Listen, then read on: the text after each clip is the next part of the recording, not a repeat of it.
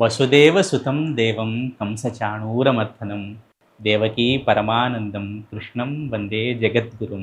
ఆ శ్రీకృష్ణ పరమాత్మ దేవకీ వసుదేవులకు అష్టమ సంతానంగా ఈ శ్రావణ మాసంలో కృష్ణపక్షంలో అష్టమి తిథి రోజున జన్మించారు. ఈరోజు కొంతవరకు రోహిణి నక్షత్రం కూడా ఉంటుంది. అందుకే స్వామివారు రోహిణి నక్షత్రంలో పుట్టారంటారు. అష్టమి తిథి బహుళ అష్టమి ఈ శ్రావణ మాసంలో. ఈ శ్రావణ మాసం యొక్క విశిష్టతను మనము గతంలోనే తెలుసుకున్నాం. ఈ శ్రావణ మాసము విష్ణుమూర్తికి, శివుడికి, లక్ష్మీదేవికి, గౌరీదేవికి ప్రీతిపాత్రమైన మాసము. అలాగే చాతుర్మాస్యంలో కూడా ఇది ఒక భాగము. చాలా ఎంతో విశిష్టత ఉన్న మాసం ఈ శ్రావణ మాసం. ఇదే శ్రావణ మాసంలో ఈ గోకులాష్టమి కూడా వస్తుంది. దీనినే శ్రీకృష్ణ జన్మాష్టమి అని కూడా అంటారు.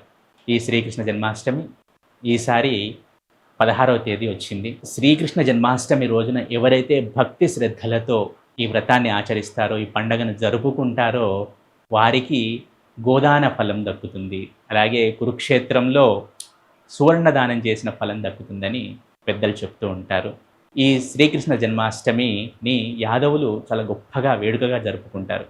సరే, అందరూ జరుపుకుంటారు. మనందరికీ పరమాత్మ ఆయన సంపూర్ణ అవతారము, సంపూర్ణ యోగి అవతారం అది శ్రీకృష్ణుడిది. అన్నిట్లో ఉంటాడు, అన్నిట్లో ఉంటాడు, దేనికి తగలకుండా ముట్టుకోకుండా ఉంటాడు.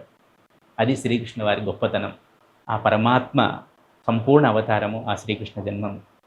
ఆ దేవదేవుని ఎవరైతే భక్తి శ్రద్ధలతో ఈ గోకులాష్టమి రోజు, ఈ శ్రీకృష్ణ జన్మాష్టమి రోజు ఆరాధిస్తారో వారు తప్పకుండా ముక్తిని పొందుతారని పెద్దల వాక్యం. ఈరోజు రకరకాల వంటకాలతో, అలాగే పాయసము వాటన్నిటితో చక్కగా స్వామివారికి నివేదన చేస్తారు. పాలు, తేనె, వెన్న వీటన్నిటినీ స్వామివారికి నివేదన చేస్తారు. అలాగే స్వామివారి విగ్రహాన్ని ఊరేగింపుగా తిప్పుతారు. ఊరంతా చక్కటి ఉత్సవం జరుపుతారు. అలాగే పుర వీధుల్లో, వారి వారి ఊర్లలో, వారి వారి వీధుల్లో, వారి వారి ప్రాంతాల్లో ఉట్టి, ఇది చాలా స్పెషల్. ఈరోజు శ్రీకృష్ణ జన్మాష్టమి రోజు ఉట్టి కొడతారు ఎగిరి. కొందరు దాంట్లో అటుకులు వేస్తారు, పాలు అటుకులు, కొందరు నీళ్లు, కొందరు వారి వారి ప్రాంతీయ ఆచారం, వారి వారి ఇష్టం అనుకోండి అది. కాకపోతే చాలా చక్కగా కనుల విందుగా ఉంటుంది ఆ ఉట్టి కట్టే కార్యక్రమం. శ్రీకృష్ణ వారు కూడా చేసేవారు అంటారు. అది ఆ ఉట్టిలో ఉన్న వాటిని అందుకోవడానికి, ఆ వెన్నను కానీ పాలను కానీ తీసుకోవడానికి ఆ శ్రీకృష్ణ వారు చేసిన ప్రయత్నంగా దీన్ని చెప్తుంటారు. కాబట్టి మొత్తంగా ఈ శ్రీకృష్ణ జన్మాష్టమి రోజు ఎవరైతే భక్తి శ్రద్ధలతో ఈ పండుగను జరుపుకుంటారో, వ్రతాన్ని ఆచరిస్తారో తప్పకుండా ఆ శ్రీకృష్ణుని సాయుధ్యాన్ని పొందుతారు. భక్తి శ్రద్ధలు ముఖ్యము. మన మనస్సుని వారి పాదాలయందు నివేదన చేసి సమర్పించి జరుపుకోవాలి. మనం చేసే ప్రతి కార్యక్రమము, ఆ రోజు మనం చేసే పూజలు, పునస్కారాలు ఏదైతే ఉంటాయో, ఉత్సవాలు ఏవైతే ఉంటాయో, ఏవి చేసినా కూడా మన మనస్సును వారికి సమర్పించాలి. వారి పాదాల చెంత ఉంచి చేస్తే గనక తప్పకుండా ఆ శ్రీకృష్ణ పరమాత్మ యొక్క ఆశీస్సులను సంపూర్ణంగా పొందుతాము.